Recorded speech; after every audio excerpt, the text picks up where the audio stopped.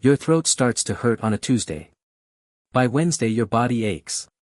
By Thursday you are lying flat, staring at the ceiling, wondering when it will end. You take a pill. You drink water. You wait. You have done this before. Everyone you know has done this.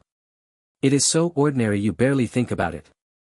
But here is what no one tells you. The moment your body turns against itself, the fever, the pain, the helplessness, is one of the oldest experiences in human existence. And what ancient humans did when they got sick is far stranger, far more sophisticated, and far more human than you have ever been told. For most of history, there were no pills. No hospitals. No germ theory. No understanding of viruses or bacteria or the immune system. And yet human beings survived. They healed. They developed responses to illness that lasted for tens of thousands of years. And some of those responses, it turns out, were not wrong. Start where the story starts. Not in ancient Egypt or Greece. Earlier. Much earlier. Around 60,000 years ago, in a cave in what is now Iraq, a Neanderthal was buried. His name, given by the researchers who found him, was Shanidar I. He was an older male, heavily injured, a withered arm, a damaged eye socket, evidence of severe arthritis. He should not have survived. His injuries were old and healed, which meant someone had kept him alive for years. Someone had fed him, protected him, cared for him when he could not care for himself. This was not medicine in any modern sense. But it was something. It was the recognition that a sick or injured member of the group was worth keeping alive. That recognition, that impulse, is the foundation of everything that came after. Because here is the first thing ancient humans did when someone got sick. They stayed. In the modern world, illness is often private. You go home. You close the door. You recover alone. This is historically bizarre. For most of human existence, illness happened in the middle of the group. The sick person was surrounded. Watched. Touched. Federal spoken to. Anthropologist Michael Winkelmann, who has studied healing practices across dozens of cultures, argues that communal presence during illness is one of the oldest and most consistent features of human medical behavior. It predates every plant remedy, every surgical technique, every prayer. Before humans knew what caused disease, they knew that being alone made it worse. They were not wrong. Modern research has confirmed what ancient humans knew by instinct. A 2015 meta-analysis by Julianne Holt-Lunstad, published in Perspectives on Psychological Science, found that social isolation is as damaging to health as smoking 15 cigarettes a day. The presence of other people. Simply being near them, hearing them, feeling their warmth, activates biological systems that suppress inflammation, regulate cortisol, and support immune function.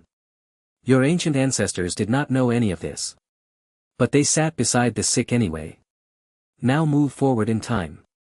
Somewhere between 60,000 and 10,000 years ago, human beings began doing something remarkable with plants. The Neanderthal burial at Shanidar contained pollen from at least 8 species of flowering plants. Yarrow, groundsel, grape hyacinth, ephedra, clustered around the body in a pattern suggesting deliberate placement. Some researchers have argued these were medicinal plants. Others have said they were flowers left in mourning. The debate continues. But what is not debated is that Neanderthals and early Homo sapiens paid close attention to plants. They observed which ones caused vomiting, which ones reduced fever, which ones stopped bleeding, which ones killed pain. This was not random.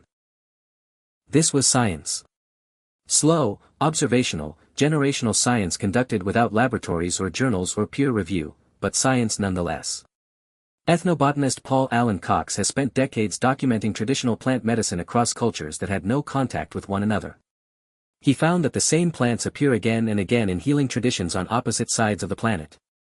Willow bark, which contains salicin, the compound from which aspirin was synthesized, was used to reduce fever and pain in ancient Egypt, ancient China, ancient Greece, and among indigenous peoples of North America.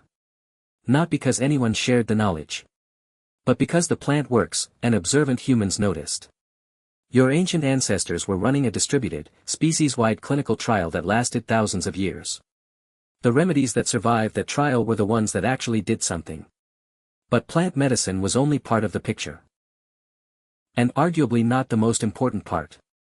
When ancient humans got sick, they did not just reach for a remedy.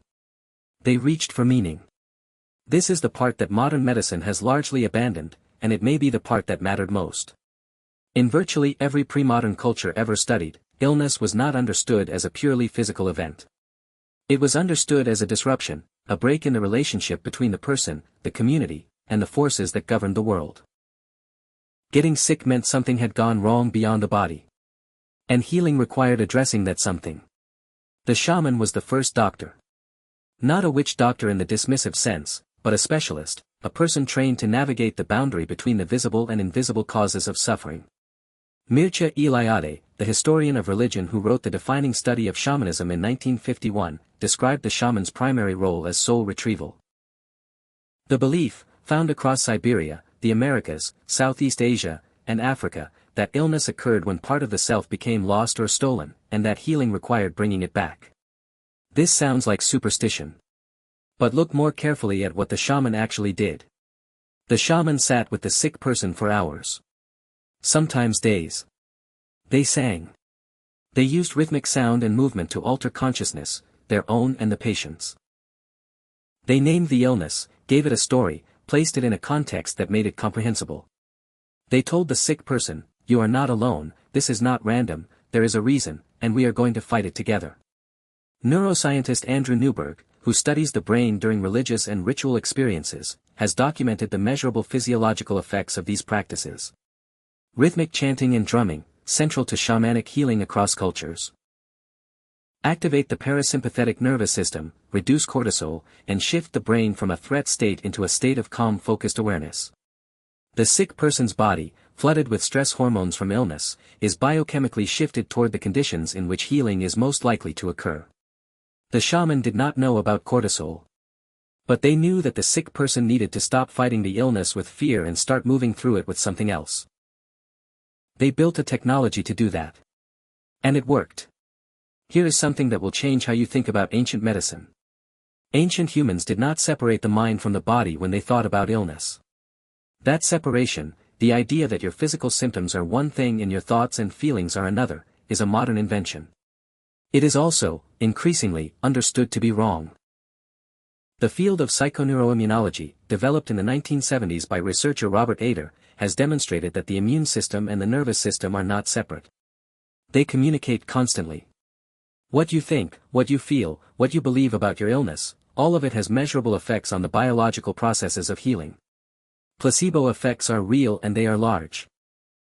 In clinical trials, patients given sugar pills but told they are receiving powerful medicine show genuine physiological changes, reduced inflammation, altered hormone levels, measurable improvement in symptoms. The belief that you are being healed participates in the healing. Ancient healers did not have the vocabulary of psychoneuroimmunology. But they understood intuitively that belief mattered. That story mattered. That the sick person's relationship to their illness, whether they felt it was a death sentence or a challenge to overcome, changed what happened next. So they told stories. They performed ceremonies. They surrounded the sick person with symbols of recovery and survival. They did everything in their power to make the sick person believe that healing was possible. Because they had watched, across generations, what happened when sick people believed they would recover versus when they gave up. They were not wrong. Now consider something that seems even stranger. In some ancient cultures, illness was treated as a message. Among the Achura people of the Amazon, illness is understood as communication from the natural world, a signal that the relationship between the person and their environment has broken down. The healer's job is not just to treat the symptom but to interpret the message and restore the relationship. The person who falls ill must ask, "What in my life has fallen out of balance?" This is not so different, in its logic, from what modern medicine is slowly rediscovering. Autoimmune diseases, conditions in which the body attacks itself, are now understood to be deeply connected to chronic stress, environmental disruption, and the breakdown of the microbiome. The body, in a very real sense, is responding to a relationship with its environment that has gone wrong. Your ancient ancestors did not have the molecular biology to understand why this was true. But they asked the right question. There is one more thing ancient humans did when they got sick that modern medicine almost never mentions. They used time differently. Illness, in pre-modern cultures, was not something to be defeated as quickly as possible and returned to productivity. It was a threshold, a liminal space between one state of being and another. Many cultures had explicit rituals for entering illness and for leaving it. The sick person was given permission to stop. To withdraw from normal roles. To be cared for instead of caring. To rest not just the body but the entire project of being a functioning person in the world. Medical anthropologist Arthur Kleinman, in his landmark work on illness narratives, argues that one of the greatest failures of modern medicine is its refusal to honor the meaning of illness. To treat it as something that happens to a machine that needs to be fixed, rather than as an experience that belongs to a person and carries information about that person's life. Your ancestors could not cure most of what killed them. But they held the sick person's hand. They sat in the dark with them. They told them stories about others who had survived. They gave the illness a name and a meaning and a place in the larger story of the community. They refused to let the sick person face it alone. Tonight, if you are lying flat with a fever, waiting for it to break, some part of what you feel, the desire for company, the wish that someone would sit beside you, the need to believe it will pass, that did not come from a hospital. It did not come from a prescription. It came from 60,000 years of human beings learning, generation by generation, what it means to be sick and what it means to heal. You already know how to do this. You were taught by everyone who came before you and got sick anyway. Tonight, when your body turns against you, you will reach for connection before you reach for medicine. And you will be doing exactly what your ancestors did.